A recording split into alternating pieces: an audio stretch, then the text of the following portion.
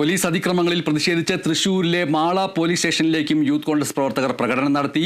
Mala private bus സ്റ്റാൻഡിന് സമീപം police barricade വെച്ച് തടഞ്ഞു. കുത്തിയിരുന്ന് പ്രതിഷേധിച്ച പ്രവർത്തകരെ പോലീസ് അറസ്റ്റ് ചെയ്ത് നീക്കി.